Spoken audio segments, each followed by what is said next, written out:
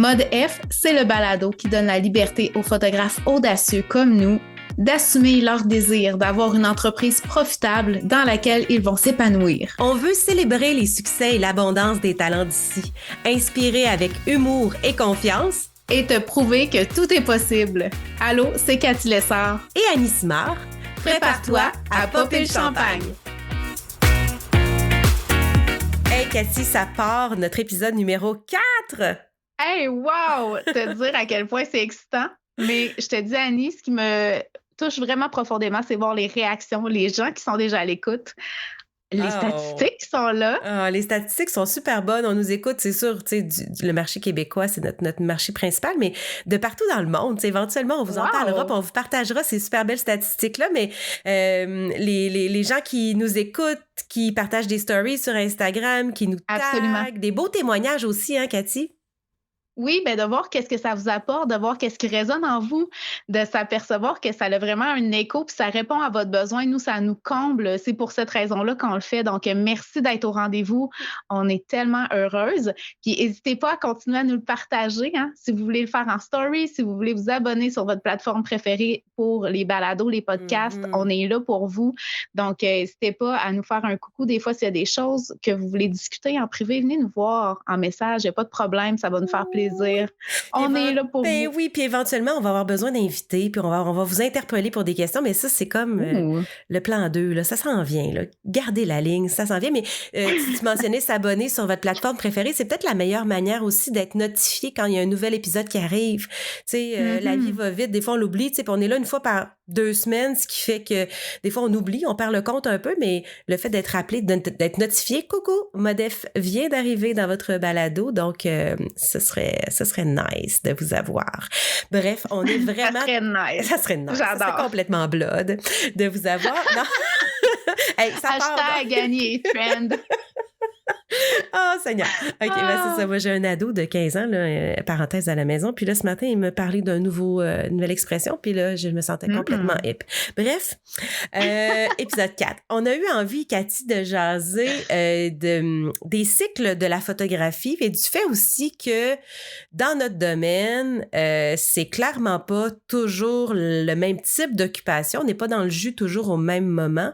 Puis je pense que c'est important de faire le point là-dessus puis de se donner des pistes de réflexion. Absolument. C'est pas un long fleuve tranquille. L'entreprise en photographie, il y a des moments où est-ce qu'on est vraiment dans le jus, on est très occupé, on se sent vivant, il y a plein de choses qui nous arrivent, les contrats affluent. Puis, il y a d'autres moments où est-ce que c'est complètement mort. Et ces moments-là, on se remet en question. On est donc bien le pire photographe de la Terre. On n'aura plus de clientèle. Notre entreprise va mourir. On a le goût aujourd'hui de vous donner des pistes de réflexion à savoir, ça ressemble à quoi le cycle pour votre entreprise en photo? Parce qu'on s'entend que chaque entreprise est unique. Puis, quoi faire quand il y a des hauts? Quoi faire quand il y a des bas? Donc, on est vraiment là pour vous faire un gros câlin virtuel puis vous accompagner dans ces hauts, dans ces bas-là. Ouais. Puis, c'est toi, Annie, qui a décidé de parler de ça. Dis-moi, qu'est-ce qui t'a interpellé dans ce sujet-là? Qu'est-ce qui fait que tu penses que c'est important qu'on en parle aujourd'hui à Modef?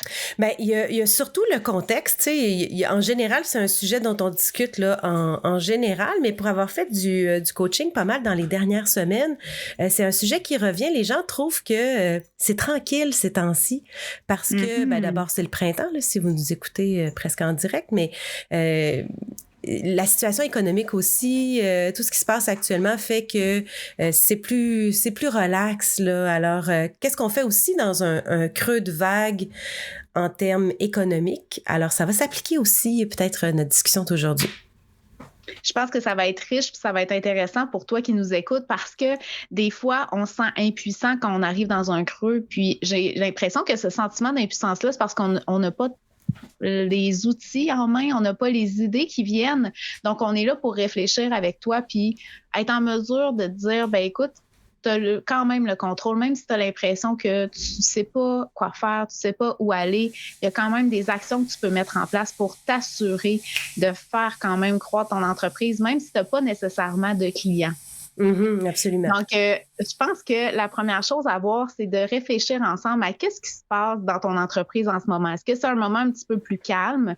Est-ce que c'est un moment qui est plus occupé ou est-ce que tu es dans le jus? Est-ce que tu es tout le temps dans le jus? Est-ce que tu es oui, ça c'est aussi. tout le temps calme? Ça, c'est des questions à se poser aussi parce qu'il peut avoir des problématiques. Si c'est toujours calme, c'est peut-être qu'il y a des actions marketing que tu n'as pas nécessairement à mettre en place, que tu n'as pas nécessairement mis en place, que tu pourrais faire, des actions que tu pourrais aussi développer ta notoriété, tu pourrais t'occuper justement de mettre à jour tes choses qui font en sorte que tu vas aller chercher de la clientèle. Puis, si tu es toujours dans le jus, il y a peut-être des actions que tu as à faire pour te permettre justement de régulariser un petit peu ta situation, mettre en place on en a parlé un petit peu au dernier épisode, de mettre en place des processus pour avoir un nombre limité de séances, un nombre limité de travail, revoir ta façon de travailler peut-être pour te permettre d'avoir un meilleur équilibre. Donc, j'ai le goût qu'on saute dans tout ça aujourd'hui. Absolument. C'est une mise en bouche. Est-ce que tu as aimé mon entrée? Absolument. Merci, Cathy. La notion la plus importante, je pense qu'il va falloir acquérir, en tout cas selon moi, puis de ce que je retiens d'apprivoiser ce cycle-là, c'est de faire la nuance entre la proactivité puis la réactivité. Puis je pense que tout ça va mettre en place un mindset qui va faire que, au lieu d'être réactif puis d'être obligé de recevoir les coups puis recevoir ce qui se passe puis être complètement désarmé par ça puis être un peu surpris par la patente, c'est d'être au contraire de recevoir ces périodes-là plus creuses qu'habituellement on est quand même capable de saisir d'emblée. Si vous êtes photographe de mariage, c'est ça. L'été, c'est plus actif, mais c'est plus tranquille durant l'hiver. Donc, de mettre en place déjà un calendrier des actions qu'on va poser pour ça. Je pense que c'est la première question à se poser. Quel type d'entreprise on a? Puis je peux tout de suite t'aider à te répondre à la maison. Oui. Il y a une première catégorie que j'appelle les entreprises de photo lifestyle. Donc, tout ce qui se passe plus à l'extérieur, événementiel, avec les gens, monsieur, madame, tout le monde, on s'entend qu'au Québec, c'est pas du tout négatif, mais on hiberne. Donc, je pense aussi que ça s'applique en France. Là, il y a des périodes où est-ce que vraiment, au niveau des familles, des parents, au niveau des événements, on est vraiment dans la poutine du quotidien. Donc, on a l'école, le travail, c'est l'hiver, c'est plus froid. Les gens n'ont pas tendance à vouloir avoir des photos, des services, à moins de vraiment avoir un événement clé qui est obligatoirement à capturer à ce moment-là. Donc, le photographe lifestyle typique, lui, l'hiver, il se morfond dans son coin, il capote parce qu'il ne se passe pas grand-chose. Mais l'été, par contre, débordé. Il se passe une tonne d'affaires, les séances, les demandes affluent pour l'automne, les séances au pommier, tu sais c'est quoi? Tu vois un peu l'image, les mariages, tout ça. Donc, le photographe lifestyle très occupé dans les beaux temps. L'hiver se morfond à la maison. C'est le premier type. Le deuxième type, ça va être plus le corporatif. Donc, lui, l'été, c'est un petit peu plus relax. Quoi qu'il peut être bien occupé l'été s'il y a des événements, tout ça en ville, des festivals. Oui, mais c'est pas généralement les soirées caritatives, c'est ça, les grands lots de portraits d'affaires. C'est généralement pas l'été parce que les employés sont en vacances. Les entreprises font pas ça l'été.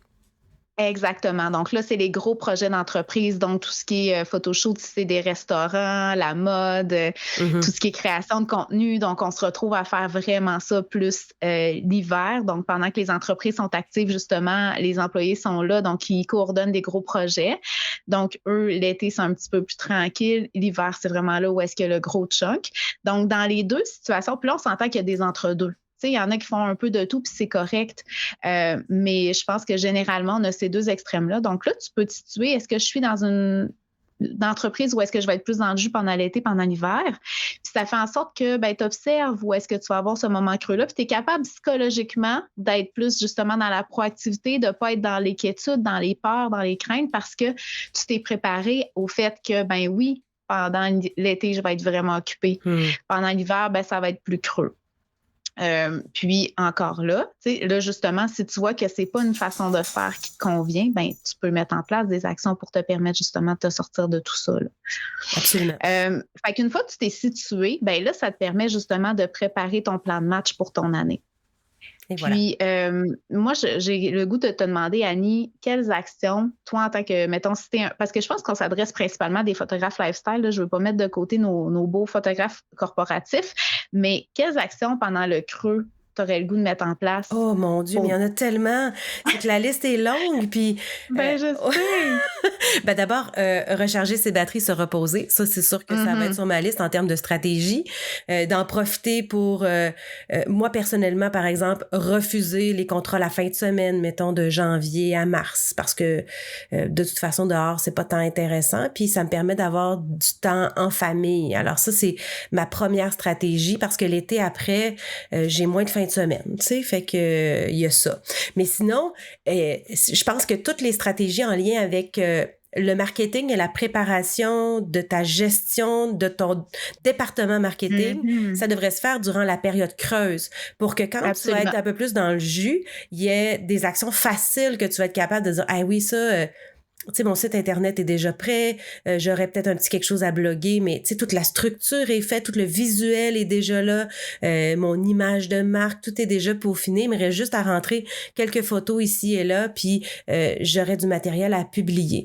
Alors, le marketing, donc site internet, moi, c'est généralement le moment de l'année où je passe du temps à retravailler mon SEO, à valider, est-ce que, justement, en termes de branding, mon site internet reflète Mhm. maintenant encore le travail que je fais, mettre à jour mes photos de portfolio parce que mon style a évolué, mais mes capacités aussi peut-être à faire de plus belles photos, ce qui fait que c'est important de pas juste accumuler des photos dans son portfolio. Éventuellement, on pourra faire un sujet là-dessus sur combien de photos on met sur notre site Internet. L'objectif, c'est pas Oui. le plus que tu en as, on a tendance à penser le plus qu'on en met, le plus qu'on a l'air professionnel. Ah, C'est ah. pas tant ça, non?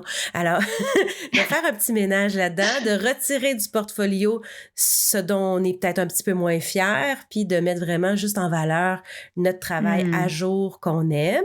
Veux-tu rebondir sur Concernant quelque le chose là-dessus? Oui, vas-y. marketing, ben oui, c'est parce que concernant le marketing, une chose qui est importante à considérer aussi, c'est que on sous-estime l'importance de préparer nos clients à. Donc, si tu te permets de faire des actions marketing pendant que tu es dans ta saison creuse, donc tu partages des photos de l'été précédent, tout ça, ben ça prépare le terrain pour tes clients, puis ça les avertit justement de faire leur réservation au lieu d'avoir toujours du booking de dernière minute parce que tu fais tes actions marketing pendant la haute saison. Ben tu peux te permettre dans la basse saison justement de préparer tes pions puis de dire à tes clients si vous voulez une séance, vous savez que mes disponibilités sont limitées pendant les fins de semaine, pendant la haute saison, ben c'est le temps de réserver maintenant.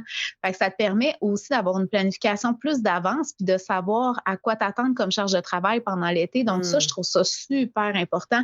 Puis des fois, ben là, tu es dans plein été puis ça va peut-être pas comme tu voulais, ben c'est peut-être parce que tu n'as pas pris le temps en amont de faire tes actions marketing, ta publicité, pour te permettre justement d'avoir le bassin de clientèle que tu aimerais avoir, tes objectifs pendant ton été. Donc, je trouve ça important quand même à apporter, là, comme, parce qu'on a Mhm. je trouve qu'on a le réflexe, on n'est pas en été, on ne va pas partager des trucs d'été nécessairement, mais au contraire, je pense que ça peut permettre justement de montrer qu'est-ce que tu peux faire puis placer tes pions pour la saison qui suit. Absolument. Le fait de planifier aussi notre horaire et nos disponibilités. Tu sais, je fais du Mhm. pouce sur notre dernier balado où on parlait de dire non. Ben là, l'importance aussi de planifier d'avance nos rendez-vous puis nos séances fait que quand on va être en plein dans le moment, il va toujours avoir des demandes de dernière minute, mais ce sera à vous de dire non. Moi, tu sais, je m'étais dit que j'arrêtais à 5 séances par semaine. Tout ce qui arrive dernière minute, malheureusement, ça sera pas possible cette année de vous prendre. Mais par contre, vous pourriez déjà ouvrir votre calendrier pour l'an prochain puis dire, hey, l'an prochain, par contre, ça me ferait vraiment plaisir tout de suite de vous faire de la place. Comme ça, déjà, vous pouvez commencer à planifier les mois, les années, tu sais, les années à venir si vous êtes à l'aise avec ça, mais ça peut être une belle stratégie aussi. Ben oui, puis de se permettre, pendant qu'on a la tête reposée, de dire comment je me suis sentie à la fin de la saison précédente. Puis c'est drôle parce que j'en parlais dans un coaching cette semaine. Comment tu t'es sentie en septembre passé quand tu avais la langue à terre? Comment tu veux te sentir l'été prochain pour te permettre justement de mettre en place déjà des choses, puis de pouvoir t'y tenir, puis de penser à ta Annie du futur et Hmm. te dire, ben écoute, moi je veux me sentir bien puis reposer. Donc je sais que mon nombre limite par semaine, par mois, ben ça va être ce nombre X de séances-là. Donc, ça te permet déjà de mettre en place ces balises-là, puis de les respecter, puis Hmm. de te dire, ben écoute, c'est inébranlable, puis d'avoir une réflexion qui est justement plus proactive plutôt que d'être en réaction puis de dire oui parce que tu as peur de peut-être manquer de travail pendant l'hiver. Permets-toi de mettre des limites puis de dire, ben écoute, ça va me permettre d'être plus en forme pour faire des actions pendant l'hiver qui vont me permettre de peut-être avoir une entreprise qui ne sera pas juste un rush l'été, mais qui va me permettre de faire d'autres choses qui me tentent pendant l'hiver aussi.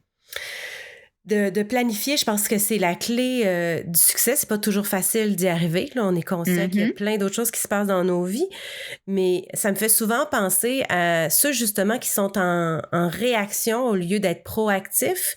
C'est-à-dire que là, on va vivre vraiment les montagnes russes de clientèle et de marketing. Suis-moi, je t'explique. T'es dans le jus. Je suis. T'es dans le jus, ça se passe bien. OK, là, t'es dans le jus, t'as pas le temps de faire du marketing. OK? Là, ça redescend. Puis là, tu capotes. Fait que là, tu fais comme, oh mon Dieu, là, c'est là que, là, je vais faire des posts. Là, c'est le moment de faire des posts. Là, j'invente une mini avec des lapins dans un champ à 2,50 parce que là, il faudrait de l'argent pour payer le loyer, là, parce que là, j'ai rien dans les prochaines semaines. Fait que là, c'est là, ça book tes mini à 2,50. Fait que là, t'es dans le jus un peu. Puis là, là, ça redescend. Puis là, tu refais la même stratégie d'être dans le jus, de promouvoir des choses qui sont pas cher parce que là, il faut que l'argent rentre. Mais à long terme, tu te tires dans le pied. Ben, c'est tellement difficile de tes décisions viennent d'un espace de peur plutôt que d'un espace de réflexion puis de décision en tant que gestionnaire d'entreprise. Puis ce que ça fait, c'est que ça mine ta clientèle qui pourrait potentiellement être vraiment ta clientèle cible puis qui veut vraiment une séance régulière avec toi. Puis ça fait juste en sorte que les gens qui viennent te voir, ben, ils attendent ton prochain spécial ou ton prochain petit événement pour pouvoir avoir une séance, alors que peut-être, tu sais, c'est pas une certitude, mais peut-être que tu serais booké à faire des séances régulières si tu n'avais pas à tout moment une séance un petit peu plus courte d'offerte ici et là, tu sais. Oui, ou rien t'empêche de faire des événements photos, tu sais, dans des moments piliers de l'année, d'en faire quelques-uns, tu sais, qui seraient un peu des événements signature. Oui, exactement, c'est ça. Ça fait partie d'un plan marketing annuel dans lequel tu te dis, hey, moi, ce moment-là, c'est généralement un moment qui est de toute façon tranquille parce que X, Y, Z, la neige est fondue, mais tu sais, c'est pas intéressant. Ça pourrait remplir un petit creux de saison, mais c'est balisé là, en termes de planification puis de prix, de tarifs. Mais je me cannibalise pas, tu sais, je me tire pas dans le pied. C'est surtout ça qu'il faut penser à long terme si tu vas avoir une entreprise qui est rentable, profitable, dans laquelle tu vas t'épanouir, puis tu seras pas juste dans le jus, puis là en dépression, puis entre remise en question, puis là après ça un petit peu dans le jus, puis là les montagnes russes, on essaie d'éviter ça en termes émotivement, de te faire vivre ça, tu sais, sinon le cycle de la photo va, c'est sûr, t'imposer une montagne russe naturelle. Mais idéalement, il ne faudrait pas descendre avec les cheveux collés d'en face là, à 120 km/h. Quand là, on s'en va, on se dit ça va frapper fort. Là, je ne sais pas comment je vais faire pour payer l'épicerie le mois prochain. Tu sais. Ben, c'est parce qu'en plus de créer de l'insécurité, l'impression que j'ai, c'est quand tu es justement dans un mode où est-ce que tu es dans le haut de la montagne russe, puis tu redescends, puis ça va à pleine vitesse, c'est qu'à ce moment-là, tu maganes ta santé mentale aussi. Puis ça, c'est un enjeu qui guette beaucoup d'entrepreneurs. Tu sais, je voyais des statistiques, puis environ 50% des entrepreneurs, c'est une grosse statistique, là, 50% qui vont vivre un burn-out un jour ou l'autre dans leur entreprise. Puis j'ai l'impression que d'être en mesure, tu sais, je te dis pas que c'est possible d'avoir un équilibre parfait parce que c'est impossible, on s'entend, mais de trouver minimalement une courbe où est-ce que tu vas avoir des petits hauts, des petits bas, pour te permettre d'avoir un petit peu plus de stabilité, calmer ton système nerveux quant à tes revenus, ben ça fait en sorte que tu peux prévenir justement des épuisements, des burn-out, parce que ce qui se passe avec quand on a une entreprise aussi cyclique, c'est que quand tu as un gros high de revenus comme ça, puis ça redescend, ben tu es comme en mesure de faire en sorte de développer comment je pourrais dire, une activité économique qui te met à risque d'épuisement parce que dans ces hautes périodes-là où est-ce que tu fais beaucoup de revenus, tu es beaucoup sollicité puis tu es souvent une entrepreneur qui est une personne dans ton entreprise, donc tu portes tous les chapeaux. Ben, quand tu es dans le hype et tu as la tête partout, ben, c'est vraiment épuisant. C'est vraiment exigeant au niveau physique, au niveau mental. Puis tu arrives dans tes downs puis tu n'es pas capable de te reposer parce que tu penses à tout ce que tu as à faire puis tu as peur qu'il n'y ait pas un autre high à nouveau parce que ben, tu as cette peur-là, tu as ces inquiétudes, t'as l'incertitude qui est là. Alors, c'est d'arriver à devenir un petit peu, comment je pourrais dire, d'être en mesure de savoir ça va être quoi les prochains coups, puis de pouvoir te permettre de dire, ben écoute, je sais que je vais avoir une autre période où est-ce qu'il va y avoir des revenus qui vont rentrer. Oui, c'est Puis, correct de vivre l'inconfort puis de l'accepter puis de l'accueillir parce que oui, c'est ça. il va y avoir un petit inconfort, mais tout en se rassurant que on le sait que naturellement, là, ça va redécoller à un moment, là, c'est ça. Dans les bas aussi, le danger qui nous guette aussi, c'est de se sentir un petit peu en culpabilité. Est-ce que tu as des trucs à nous partager pour pas se sentir coupable de prendre une pause puis de se reposer? Est-ce qu'il y a des choses que tu dis au niveau du mindset qui font en sorte que tu es capable de prendre du vrai repos puis de te permettre de justement de pas te relancer à faire plein d'actions juste par un petit peu désespoir? Ben, c'est la confiance, c'est sûr, en la saison qui s'en vient, par exemple. Tu sais, ça c'est ce qui s'applique à moi en termes de mariage, en sachant déjà que il y a déjà tant de contrats de signés pour l'été où là, tu sais, il va y avoir de l'activité. Mais en même temps, comme je te dis, ces moments-là de repos où c'est plus tranquille, c'est des périodes de ressourcement, mais des moments aussi où je vais mettre de l'effort dans mon entreprise. On a parlé tantôt de stratégie marketing, mais c'est aussi le moment où je vais aller me former souvent, où je vais prendre des formations, où j'ai le temps j'ai de l'espace dans ma tête pour accueillir des nouvelles informations. C'est le moment, par exemple, où je vais lancer un podcast avec mon ami. Hello! Mais c'est vrai que ce n'est pas le moment, tu sais, en pleine saison, en plein high, de commencer à avoir des formations, des workshops, tu sais, t'es trop occupé à servir de la clientèle pour avoir de l'espace mental pour te former puis aller chercher de la nouvelle puis l'appliquer, là. Tu sais, c'est ça l'affaire, c'est que des fois, on se forme ou on voit passer des choses, puis là, on fait « Ah oui, c'est vrai, faudrait bien que je fasse ça. » Mais, tu sais, c'est pas appliqué, t'as pas le temps de l'appliquer dans ton entreprise parce que le reste continue, la vie continue. Fait que... Puis une autre chose qui m'aide à accepter justement ces downs-là, c'est de planifier au niveau financier aussi. Tu sais, on a parlé de planification, de choses, d'actions à mettre en place, mais de savoir, tu as besoin de combien d'argent pour payer tes choses au quotidien. Tu sais, justement, tu parlais d'inquiétude de payer l'épicerie. Bien, si tu as déjà en tête un budget, puis je te parle pas de faire la grosse affaire avec un document Excel, là. Fais juste savoir combien ça te prend à peu près dans un mois pour que ton cerveau ait l'information puis que ce soit pas flou. Tu sais, faire un budget, hein? Hashtag je suis une adulte responsable. Après ça, tu vas faire un budget de ton entreprise aussi, savoir combien ça te coûte tes dépenses, tes logiciels, parce qu'on a des petits logiciels ici et là. Bon, QuickTime, Adobe, avec Lightroom, tout ça. Bon, tu fais ton montage de combien ça te coûte avoir ton entreprise. Fait que ça te donne un montant par mois que tu sais, c'est sûr que ça prend pas en compte tes heures, tout ce que tu as à payer, les imprévus, tout ça, mais reste qu'au minimum, la base, tu as besoin de combien pour payer tes choses puis pas être dans le rouge à la fin du mois, puis d'être en mesure, quand tu as des hauts, ben de savoir que si tu as dessiné ta courbe puis tu sais où est-ce qu'ils sont tes bas dans ton année, ben tu peux te permettre de dire OK, je sais très bien que pour cet été ou pour cet hiver, excusez, parce qu'on parle surtout photographe lifestyle, mais pour cet hiver, j'ai besoin, mettons, de 3 000 par mois, puis je sais que janvier, février, c'est vraiment mort. Ben ça fait 6 000 Fait que quand tu fais ton été de feu ou en tout cas, moi, j'essaie que ce soit plus de fou, là. On s'entend que je mets en place des choses pour que ce soit plus tranquille, mais tu sais qu'en janvier, février, tu vas l'avoir ton 6 000 dans ton compte puis tu n'as pas à te stresser, ça, là, ça fait tellement du bien puis ça permet tellement justement de décrocher puis de te reposer parce que tu sais que tu n'es pas obligé de faire nécessairement plein de contrats que ça ne te tente pas puis c'est pas aligné avec ta mission parce que tu sais déjà que tu peux payer ce que tu as à payer. Moi, je trouve que c'est très apaisant, tu sais. C'est souvent le nerf de la guerre quand on est entrepreneur puis on vit de notre passion, c'est de savoir est-ce que je vais avoir ce qu'il faut pour payer mes affaires. Bien là, si tu le sais, tu es en mesure de le savoir, tu es en mesure de le prévoir. Puis c'est correct qu'en ce moment, tu ne l'aies pas expérimenté encore, tu ne l'aies pas vécu cette certitude-là parce que maintenant, tu le sais puis tu peux l'appliquer dès maintenant.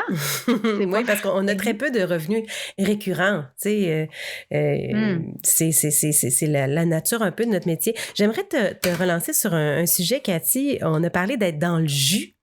Mais moi, j'aimerais savoir en 2024, là, c'est-tu encore super trendy de se dire qu'on est dans le jus puis qu'on est hot parce qu'on est dans le jus?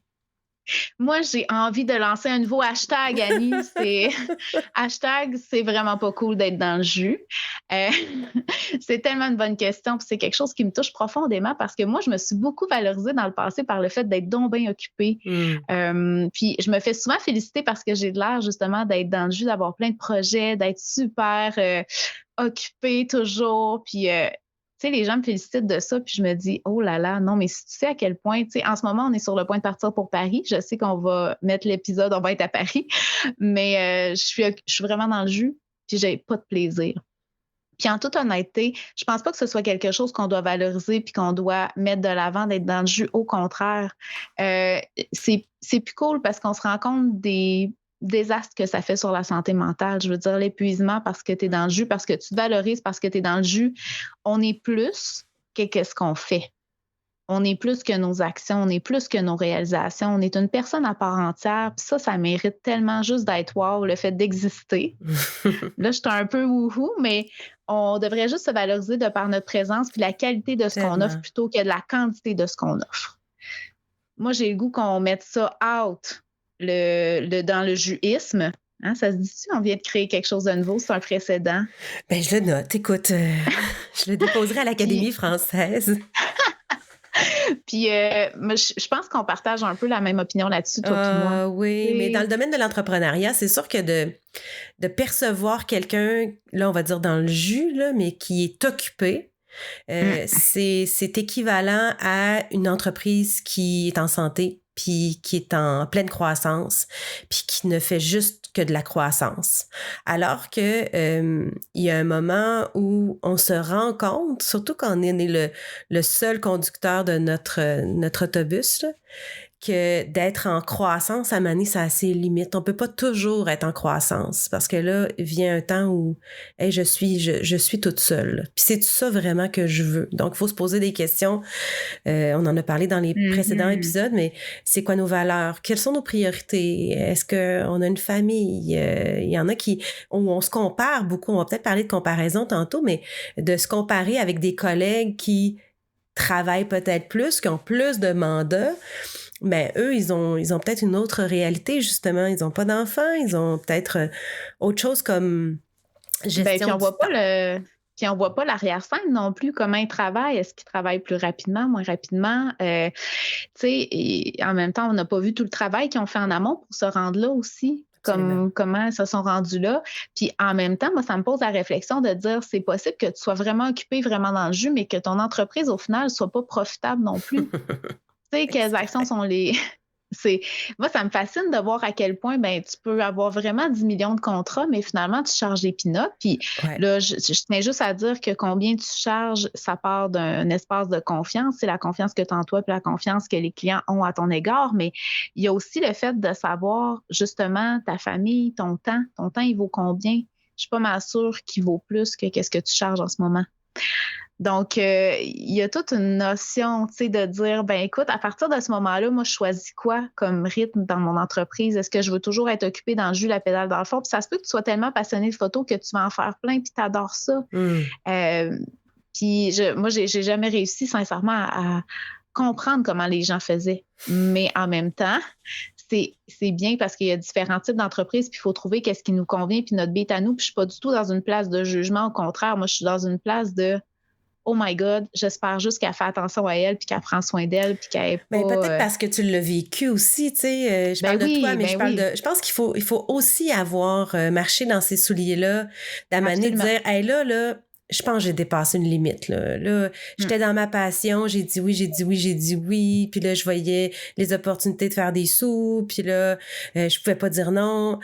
Mais à un moment donné, on traverse cette fine, elle est fine la ligne, là, et des fois on la voit pas, et qu'on la voit pas des fois. Mais on traverse cette fine ligne de oh boy, là j'ai perdu le contrôle, ça va pas du tout. Mais là revient la possibilité de se parler, encore une fois, de prendre des notes pour la Cathy, la Annie du futur, et de se dire, oups, ça j'ai pas aimé ça, ce feeling-là. Et dans les prochaines semaines, les prochains mois, les prochaines années, c'est pas le genre d'entreprise que je veux avoir, puis le genre de feeling que je veux vivre. C'est pas pour ça que j'ai décidé de me lancer en entreprise. C'est parce que ça m'offrait de la liberté, puis ça m'offrait la possibilité de dire, hey, sais-tu quoi, j'ai pas de contrat aujourd'hui, je m'en vais magasiner, ça me tente, c'est ça qui me tente. Oui. Ben c'est tout ça les avantages d'être son employeur, de pas être l'esclave finalement peut-être des mauvaises décisions qu'on a prises, mais ça, je pense qu'il faut des fois, il faut le vivre pour se rendre compte que, oups, on est allé un peu trop loin. Je suis tellement d'accord avec toi, puis ça me fait penser à t'inviter, toi, à la maison, qui nous écoute. J'aime ça dire ça. À la maison, dans ta voiture. Oui, je vais aller chez vous, Cathy, si j'arrive. Ben, c'est pour ça que je spécifie à la maison, mais je pense que tu as le pouvoir de reprendre le volant puis de prendre le contrôle dans ton entreprise. C'est sûr qu'il y a des données qui sont externes. On s'entend qu'un succès ou une entreprise qui va plus ou moins bien, il y a des facteurs internes, il y a des facteurs externes. Bien, je t'invite à réfléchir sur les actions, les facteurs internes que tu peux justement que tu as, les outils que tu as déjà pour pouvoir reprendre le contrôle sur ta situation puis te dire, premièrement, qu'est-ce que je veux, moi, comme entreprise? Même si tu es lifestyle, je suis convaincue que tu n'es pas condamné à avoir à subir le cycle. Tu peux le choisir, de dire, ben, je vais être dans le jus l'été puis je vais me relaxer l'hiver. Tu peux le choisir. Tu peux choisir aussi de dire, ben, comment je vais mettre de l'avant mes services pour que l'hiver, ça tente aussi à mes clients qui sont réguliers ou mes clients qui ont des besoins ou quel type de séance qui va complémenter les séances que j'ai à offrir l'été. Puis parfois, c'est de le montrer, c'est parce que les clients, ils ne le savent pas. Ben, c'est ça, exactement. Si dans ton portfolio, tu n'as que des photos de gens dans des champs de fleurs, puis là, tu essaies d'inviter les gens, là, tu fais crime, le téléphone ne sonne pas pour des séances lifestyle dans leur maison au mois de février, ça serait cool, tu sais. Mais s'il n'y en a pas dans ton portfolio, ce serait peut-être un bon moment de contacter des bons clients ou des gens pour leur offrir d'être modèle pour toi, d'avoir des choses à montrer.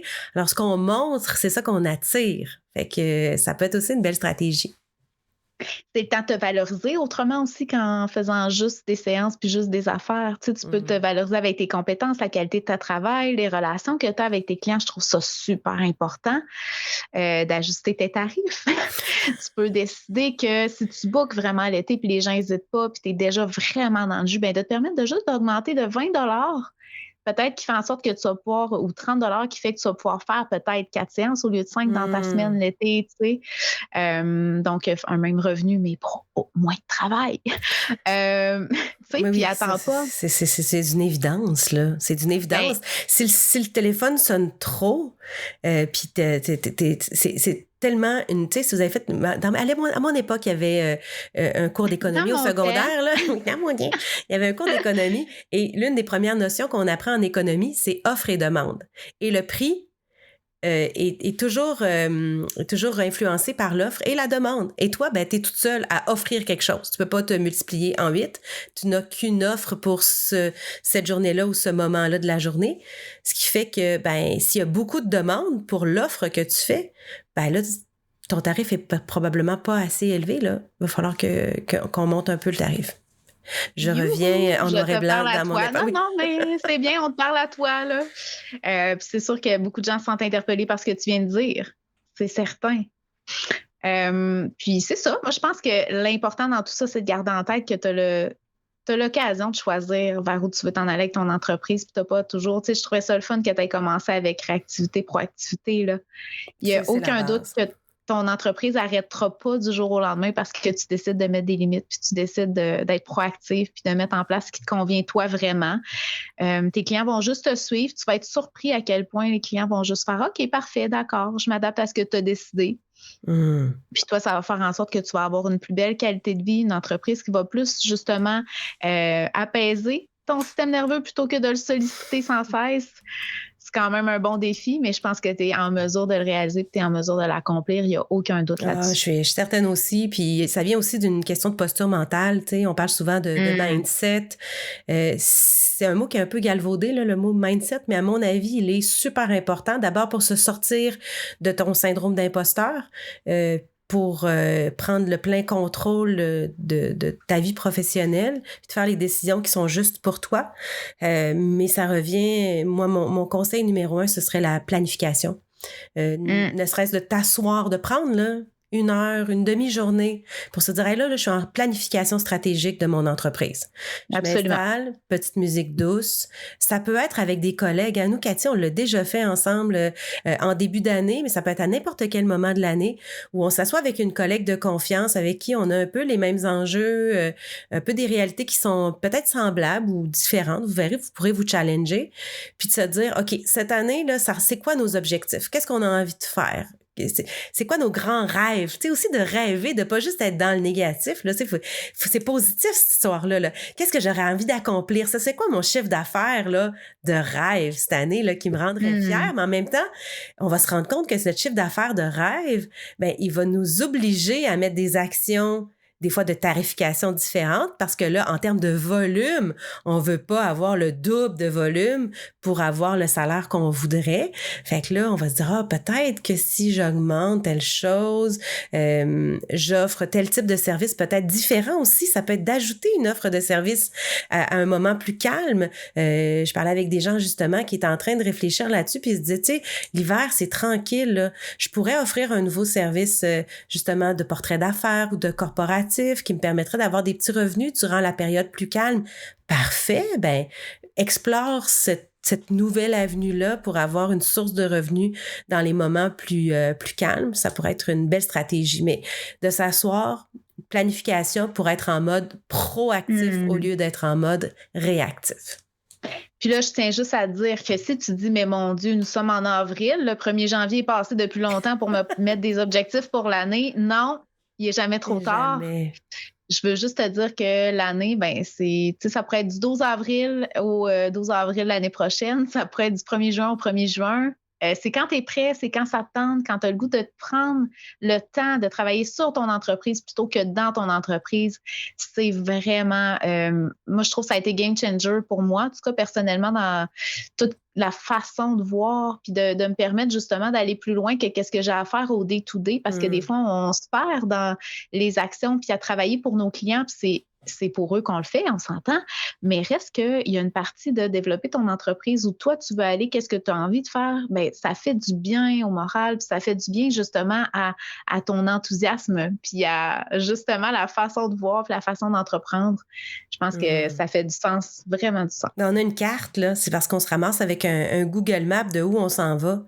Il y aura toujours des moments où on va décider de s'arrêter en chemin pour faire, ben, tu sais, sais-tu, je m'arrêterai ici plus longtemps que j'avais prévu, mais sinon, la destination, tu sais, on a une vision, puis encore une fois, en termes de mindset, il y a une espèce de quelque chose d'aspiration, de « Hey, je vais être capable, puis j'avais pensé à telle idée, puis faut que je l'applique parce que j'ai vraiment envie de me rendre là. » Sinon, ben, tu te fais juste embarquer dans le bateau de la vie, puis tu te laisses mener, mais c'est pas toi qui conduis, c'est un peu plate. Puis vraiment, puis on s'entend qu'il peut y avoir des arrêts sur le bord de la route, on peut arrêter à l'étape pendant ce trajet-là, on peut avoir des détours. Miam, miam, miam.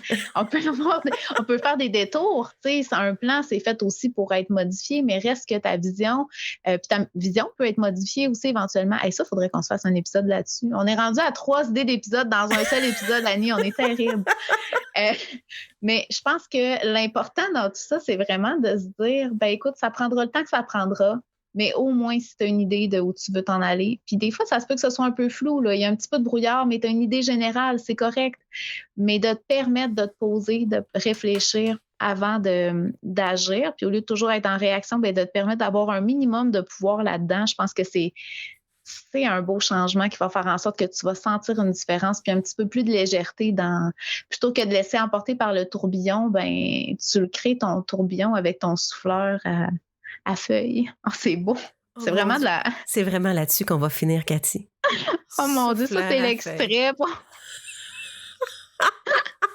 Hey, mais il fallait qu'on finisse en riant. Fait que c'est parfait. Non, mais ça, c'est le moment où on se prend pas au sérieux, là. Mais le reste de l'épisode, c'était vraiment extraordinaire, là. On va le laisser, mais on va le supprimer dans notre tête. Es-tu game dans les show notes d'écrire ça, dans les notes en bas de page? C'est non, mais tous ceux qui sont restés jusqu'à la fin vont avoir eu le bonheur d'entendre cette image qui est tellement parlante. J'imagine déjà les stories Instagram avec le gif animé d'un souffleur à feuilles. En tout cas, moi, je vais le faire. Merci beaucoup, Cathy, de ton temps.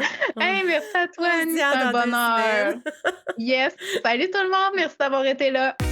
Merci d'avoir été avec nous pour Modef, le podcast pour les photographes qui célèbrent leur succès. On a hâte d'échanger avec toi. Retrouve-nous et abonne-toi sur ta plateforme de podcast préférée pour ne pas manquer le prochain épisode. On t'invite aussi à nous suivre sur Instagram à ModF Podcast. Cheers!